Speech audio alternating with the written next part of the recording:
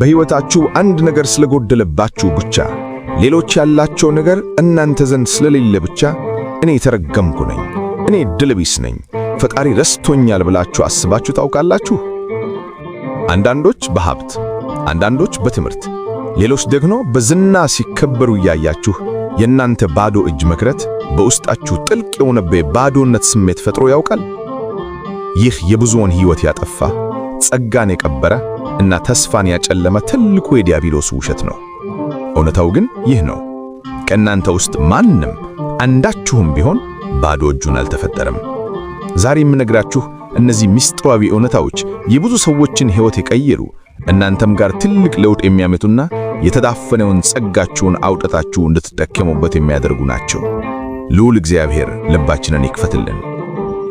ሐዋርያው ቅዱስ ጳውሎስ ወደ ቆሮንቶስ ሰዎች በላከው በመጀመሪያው መልእክቱ ምዕራፍ 12 ላይ አንድ እጅግ አስገራሚና ጥልቅ የሆነ ምስጢር ይነግረናል። የጸጋ ስጦታ ልዩ ልዩ ነው፣ መንፈስ ግን አንድ ነው፣ አገልግሎትም ልዩ ልዩ ነው፣ ጌታም አንድ ነው ይለናል። ይህ ማለት ምን ማለት ነው?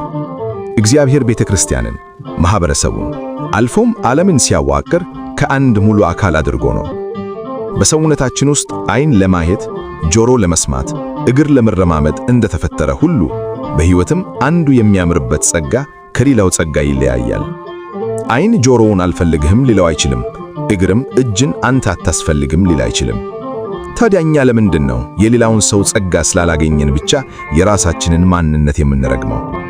ብዙዎቻችን ታዋቂ ሰባኪያን ስላልሆንን፣ በጣፋጭ ድምፅ የምንዘምር ዘማሪያን ስላልሆንን፣ ወይም በዓለማዊው መለኪያ ትልቅ ዲግሪና ማዕረግ ስለሌለን ምንም እንደሌለን እናስባለን።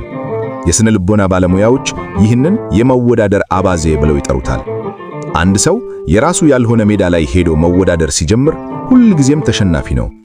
አሳን ዛፍ ላይ የመውጣት ችሎታውን አይተህ ብትመዝነው ዕድሜ ልኩን ሞኝ እንደሆነ አስቦ ይኖራል ይባላል። እግዚአብሔር እናንተን የፈጠረው ለሌላ ዓላማ፣ ለሌላ ጸጋ ሆኖ ሳለ እናንተ ግን የሌላውን ሰው ጸጋ ስላላገኛችሁ ብቻ ራሳችሁን አትከነኑ። አንድ ሰው እንዲህ ሆኖ ነበር። በትምህርቱ እጅግ ደካማ ነበረ። አብሮት ያደጉ ጓደኞቹ ሁሉ ተመረቀው ትልቅ ደረጃ ሲደርሱ እሱ ግን ምንም አልችልም፣ እኔ ለምንም አልጠቅምም ብሎ ተስፋ ቆርጦ ራሱን ያገለለ አንድ ወጣት ነበር። በቤተሰብም ሆነ በማህበረሰቡ የማይረባና ሰነፍ የሚል ስም ተሰጥቶት ነበር። ቁጭትና ሐዘን ውስጡን ይበላው ጀመረ። ግንም ይህ ወጣት ውስጡ እጅግ የሚራራ፣ የታመሙትን ለመጠየቅና ያዘኑትን ለማጽናናት የማይሰለች፣ የሰዎችን ችግር እንደራሱ አድርጎ የሚሰማ ልብ ነበረው። አንድ ቀን የንስሐ አባቱን ሲያመለክታቸው ልጄ የዓለማዊ ትምህርት ዕውቀት ባይኖርህም እግዚአብሔር የሰጠህ የፍቅር፣ የትዕግስትና ሰዎችን ለመከናከብ ጸጋ አለህ። ይህ ደግሞ ከምንም በላይ ታላቅ ነው አሉት። ያ የማይረባ የተባለው ሰው ዛሬ በከተማችን ለሚገኙ አቅመ ደካሞች መተለያ በመክፈት የብዙውን እንባ እያበሰ በብዙዎች ልብ ውስጥ የክርስቶስን ፍቅር እየሳለ ይገኛል። የሱ ጸጋ ማስተዋል፣ መራራት እና ማገልገል ነበር። የሌላውን ጸጋ ባለማግኘቱ ያዘነበት ሁሉ ጊዜ የራሱን ጸጋ የቀበረበት የጨለማ ጊዜ ነበር። ታዲያ እኛ ጸጋችንን እንዴት እናውቃለን? ይህ የብዙዎች ጥያቄ ነው። የራሳችንን ጸጋ ለማወቅ እነዚህን 3 መንገዶች ማስተዋል አለብን። የመጀመሪያው በውስጣዊ ሰላምና ዝማሌ። አንድን ነገር ስታደርጉ ሌላው ቢቀር ሰዓቱ እንዴት እንዳለፈ ሳታውቁ በደስታ የምትሰሩት ተግባር ምንድነው? ገንዘብ ወይንም ዝና ባታገኙበት እንኳን ብታደርጉት የሚያስደስታችሁ ነገር ምንድነው? ያ የጸጋችሁ አንዱ ፍንጭ ነው። አንዳንዶች በንግድ ጉብዞ ሆነው ሀብት አፍርተው ቤተክርስቲያንንና ድሆችን ይረዳሉ። የነሱ ጸጋ መስጠትና ማስተዳደር ነው። ሌሎች በዝምታ ሆነው ስለ ዓለም ይጸልያሉ። ያም ትልቅ ጸጋ ነው። ሁለተኛው በማህበረሰቡና በቤተክርስቲያን አባቶች ምስክርነት። ጸጋ ለራስ ክብር ሳይሆን ሌሎችን ለማገልገል የሚሰጥ ነው። ሰዎች በእናንተ ውስጥ የሚያዩት መልካም ነገር ምንድነው? በጣም ጥሩ አድማጭ ነህ፣ ስታማክር ታረጋጋለህ፣ እጅህ ለሥራ የተፈጠረ ነው። ሰዎች ምንድነው የሚሏችሁ? በንስሐ አባቶቻችሁና በመንፈሳዊ መሪዎቻችሁ በኩል የሚሰጣችሁ አቅጣጫ የጸጋችሁ መነጽር ነው። ሶስተኛው በጸሎትና እግዚአብሔርን በመጠየቅ። አቤቱ አምላኬ መድኃኒቴ ኢየሱስ ክርስቶስ ሆይ በእኛ ውስጥ ያስቀመጥከውን ድንቅ የጸጋ ስጦታ እንድናውቅ የልቦናችንን ዓይን አብራልን። በተሰጠን ትንሽ መክሊት አትርፈን ለወገናችንና ለቤተ ክርስቲያን የምንጠቅም እንድንሆን እርዳን። ጸጋችንን የሚሰርቀውን የትዕቢት መንፈስ ከኛ አርቀህ በትህትናና በፍቅር አንተን እንድናገለግል ቅዱስ ፈቃድህ ይሁንልን። እንዲህ እያላችሁ በትጋት በመጸለይ ጸጋችሁን እንዲያሳውቃችሁ አሊያም ያልነበራችሁን አዲስ ጸጋ እንዲሁ በነፃ እንዲሰጣችሁ መጸሎት መጠየቅ ትችላላችሁ።